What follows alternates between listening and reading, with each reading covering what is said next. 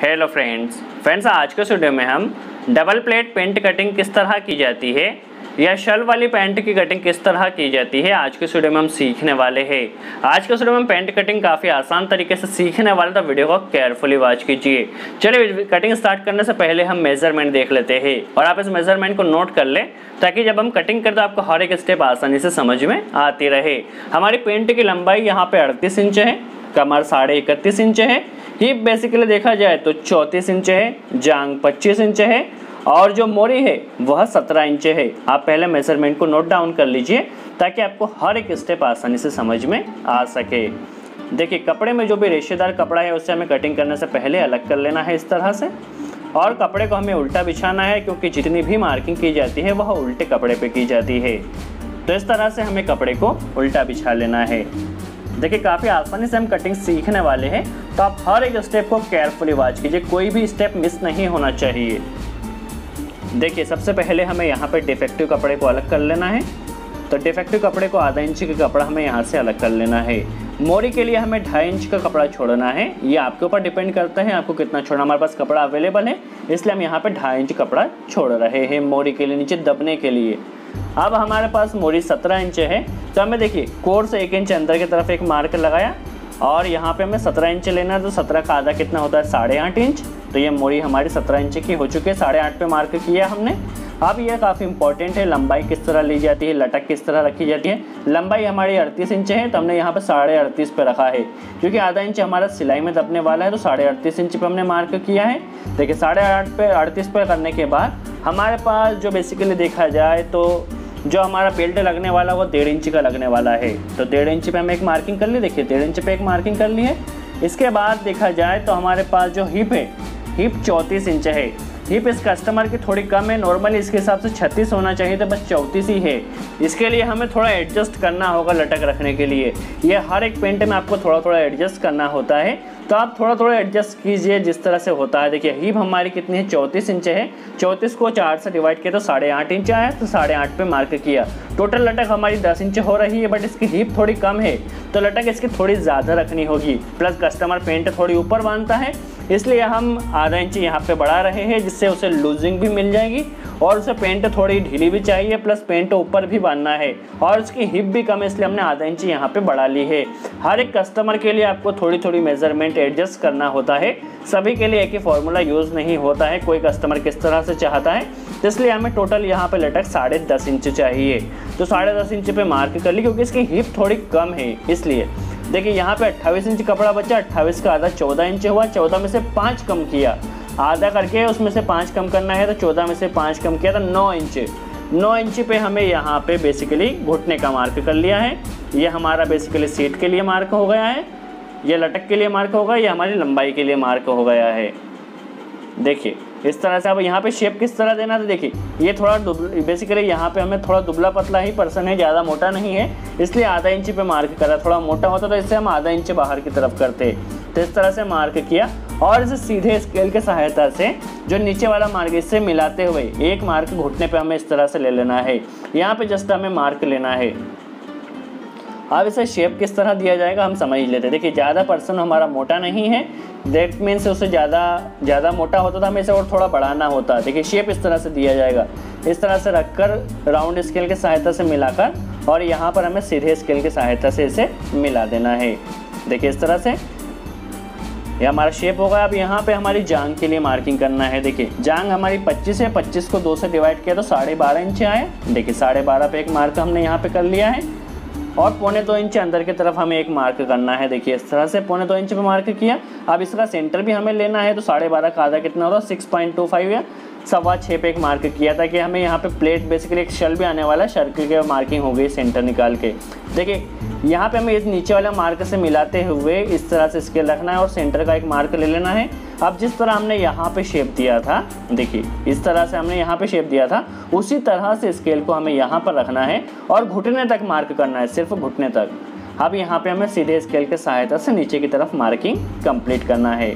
देखिए इस तरह से ये हमारे पास इसी तरह हमें घुटने पे भी आधा लेना है, तो हमारा कितना है 10.25 से 10.25 को 2 से डिवाइड किया था 5.1 आया।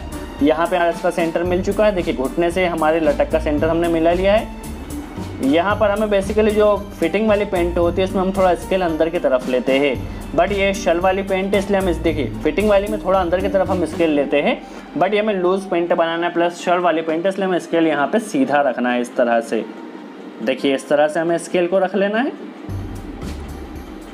यहाँ पे इस तरह से हमें शेप दे देना है फलाई के लिए, और यहाँ पे जो राउंड आएगा इस तरह से यहाँ पे फलाई के लिए मार्क लगा लेना है। देखिए हमारी जो मोरी है वो 31.5 इंच है, 31.5 इंच हमने यहाँ पे नोट डाउन कर लिया। अब यहाँ पे देखिए सबसे इम्पोर्टेंट ये है 2.5 इंच का हमारे दोनों शल आने वाले हैं, 2.5 इंच के टोटल शल आएगा, 2 शल आएंगे हमारे, प्लस हमारी कमर कितनी है, कमर है 31.5 को 4 से डिवाइड किया तो बेसिकली देखा जाए तो 8 में 1 सूत कम, तो हम 8 पकड़ के चलते हैं, प्लस आधा इंच हमारा सिलाई में दबेगा तो 8.5 में 1 सूत कम। देखिए हमारी जो कमर है, कमर को 4 से डिवाइड किया तो 8 में 1 सूत कम आया, और आधा इंच सिलाई में दबेगा तो 8.5 में 1 सूत कम पे हमने टोटल वहाँ पे मार्किंग कर ली है इस तरह से।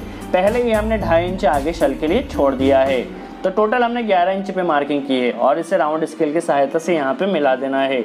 आप हर एक स्टेप को केयरफुली वॉच कीजिए, कोई भी स्टेप मिस नहीं होना चाहिए। और यहाँ पे हमें थोड़ा नीचे की तरफ करते हुए यहाँ पे मार्क कर देना है। पहले ये देखिए यहाँ पे ऊपर हमें ऊपर की तरफ ले जाना है और आगे की तरफ नीचे की तरफ लाना है।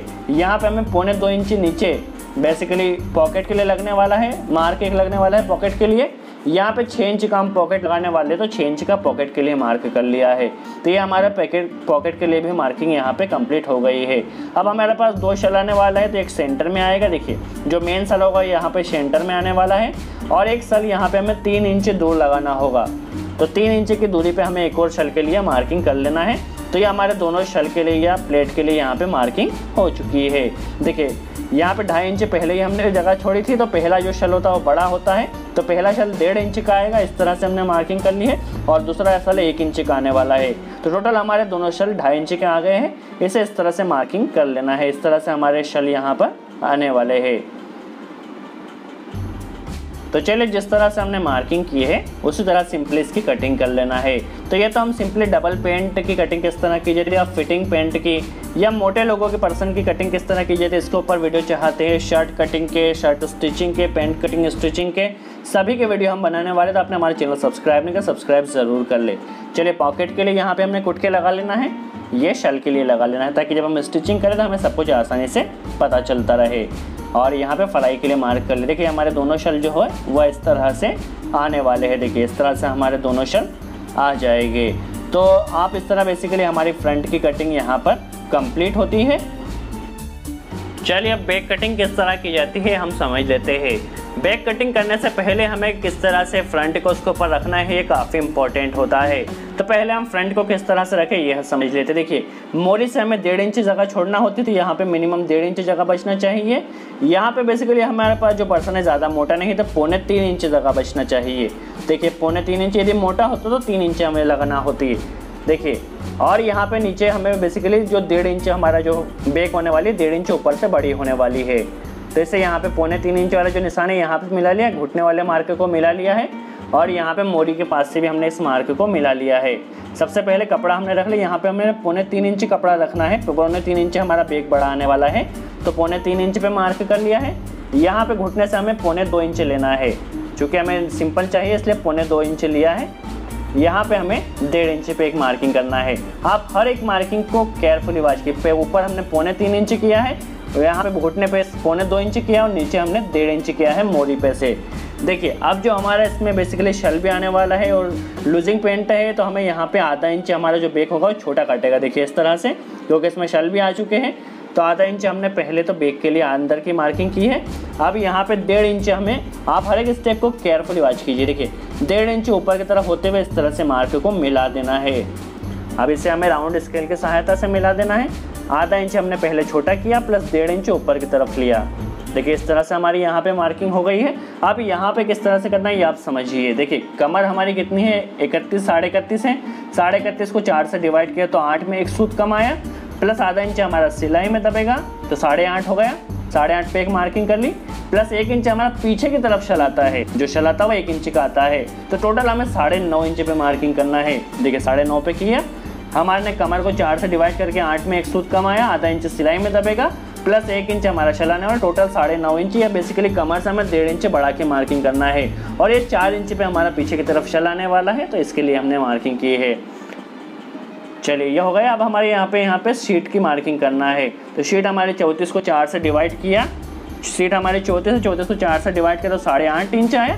देखिए इस तरह से 8.5 आया, और 1 इंच हमें यहाँ पे बढ़ा के लेना, टोटल 9.5 पे मार्क करना है। 1 इंच हमें यहाँ पे बढ़ाना है, देखिए इस तरह से। अब बेसिकली आप देख सकते हैं कस्टमर की सीट कम है, तो आप देख सकते हो ऊपर से सीट थोड़ी अंदर की तरफ जा रही है।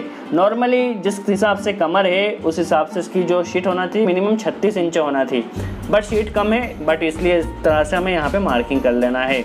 आपको हर एक कस्टमर के लिए थोड़ा थोड़ा एडजस्ट करना होता है, इसमें एक तरह के मेजरमेंट काम में नहीं आता, थोड़ा थोड़ा आपको एडजस्ट करना ही पड़ता है। देखिए यहाँ पे हमें बेसिकली मार्किंग कर ली है, ये हमारी पहले वाली सिलाई के लिए और ये हमारा टोटल है, ताकि हमने यहाँ पे गैप छोड़ी है। आगे हमें बढ़ाना हो तो 2.5 इंच यहाँ पे हम बढ़ा सकते हैं कमर को। चलिए बेसिकली 2.5 इंच हमने पीछे जगह छोड़ी ताकि हमें कमर बढ़ाना हो तो हम बढ़ा सकते हैं। उसके बाद जिस तरह से हमने मार्किंग की है उसी तरह से यहाँ पे सिंपल सी हमें कटिंग कर देना है।